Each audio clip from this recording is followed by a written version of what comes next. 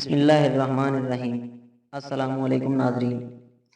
مدینہ سے روانگی حضرت عبداللہ بن زبیر طرح طرح سے ولید کے قاصد کو ٹالتے رہے اور ولید کے پاس نہ گئے۔ دوسرے دن وہ اپنے بھائی جعفر کے ساتھ مدینہ سے مکہ روانہ ہوئے۔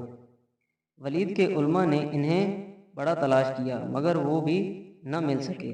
حضرت عبداللہ بن زبیر کے مکہ روانہ ہونے کے ایک دن بعد حضرت امام حسین نے اپنے عزیز و اقارب اور اہل و عیال کو جمع کیا اور مدینہ منورہ کی حرمت کی خاطر یہاں سے مکہ مکرمہ منتقل ہو جانے کا ارادہ فرمایا۔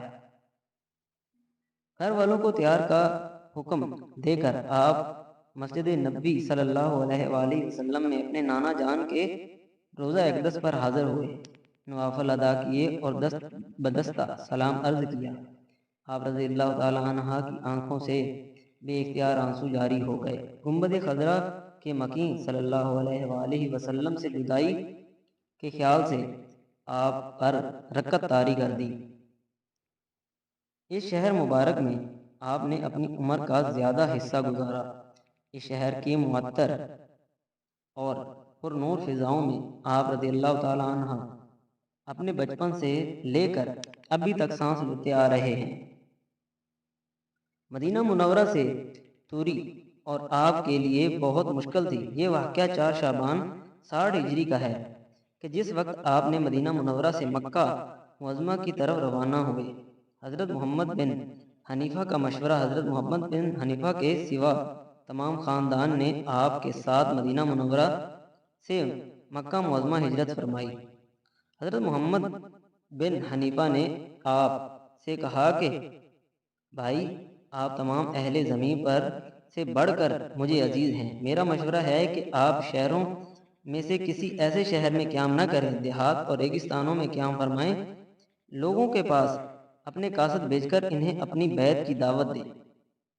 اگر وہ آپ کی بیعت کر لیں تو آپ اللہ کا شکر ادا کریں، اور اگر وہ کسی اور شخص پر متفق ہو جائیں تو اس سے آپ کے اوصاف و کمالات اور فضیلت میں کچھ کمی نہیں آئے گی۔ مجھے خوف ہے کہ آپ کی مخصوص شہر یا کسی مخصوص گروہ جماعت کے پاس جائیں گے تو وہ ان میں اختلاف پیدا ہو جائے گا۔ ایک گروہ آپ کے ساتھ ہوگا اور دوسرا مخالف، اور ان دونوں میں جنگ و جدل کی نوعیت پیدا ہو جائے گی تو سب سے پہلے آپ ان کے تیروں کا نشانہ بنیں گے۔ ایسی صورتحال میں ایک معزز اور شریف ترین شخص جو کہ حسب و نسب کے اعتبار سے ساری امت سے بہتر ہے، اس کا خون سب سے ازاں ہو جائے گا اور اس کے اہل و عیال کو ذلیل کیا جائے گا۔ یہ سن کر حضرت امام حسین نے فرمایا کہ بھائی، پھر میں کہاں جاؤں؟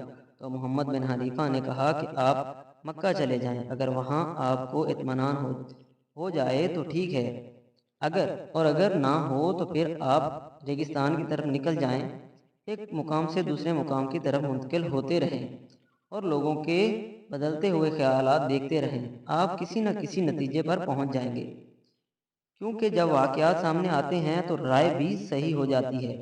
آپ نے فرمایا بھائی، تم نے خیر خواہی اور شفقت فرمائی ہے، انشاءاللہ تمہاری رائے درست اور موافق ثابت ہوگی۔ حضرت امام حسین رضی اللہ تعالیٰ عنہ وہ جب اپنے اہل و عیال کے ہمراہ مدینہ منورہ سے نکلے تو آپ سے یہ آیت پڑھ رہے تھے، ترجمہ: اور وہ اس شہر سے نکلا ڈرتا ہوا، اس انتظار میں کہ اب کیا ہوتا ہے۔ کہا کہ اے میرے رب، مجھے ظالم فوج سے نجات عطا فرما۔ اور جب مکہ معظمہ میں داخل ہوئے تو آپ نے یہ آیت پڑھی، ترجمہ: اور جب مدینے کی طرف متوجہ ہوئے کہا اللہ ہی میرا رب مجھے سیدھی راہ پر چلائے گا۔ القصص۔ جب آپ مکہ معظمہ پہنچے اور اس وقت حضرت عبداللہ بن زبیر مکہ میں اپنے کئی حامیوں کو تیار کر چکے تھے۔ یزید نے رمضان 60 ہجری میں ولید بن عقبہ کو معزول کر دیا اور اس کی جگہ عمرو بن سعد کو مدینہ کا گورنر مقرر کیا۔ عمرو بن سعد نے، اور ایک روایت کے مطابق خود یزید نے، مکہ معظمہ کا محاصرہ کر لیا۔ حضرت عبداللہ بن زبیر کو گرفتار کرنے کے لیے 20,000 سپاہیوں پر مشتمل ایک لشکر مکہ کو روانہ کیا، لشکر نے مکہ معظمہ کا محاصرہ کر لیا۔ حضرت عبداللہ بن زبیر نے مؤثر دفاع کیا۔ اس کارروائی کے دوران یزید کے لشکر کا سپہ سالار مارا گیا اور حضرت عبداللہ بن زبیر کو فتح ہوئی۔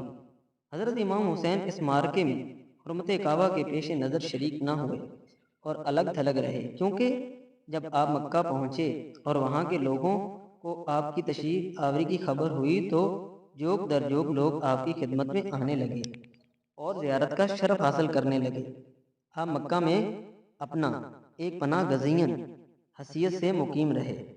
نہ ہی اس دوران آپ رضی اللہ تعالیٰ عنہ نے یزید کے خلاف کسی سے بیعت لی اور نہ ہی اپنی موافقت میں کوئی لشکر طاقت فراہم کی۔ جزاک اللہ خیرہ۔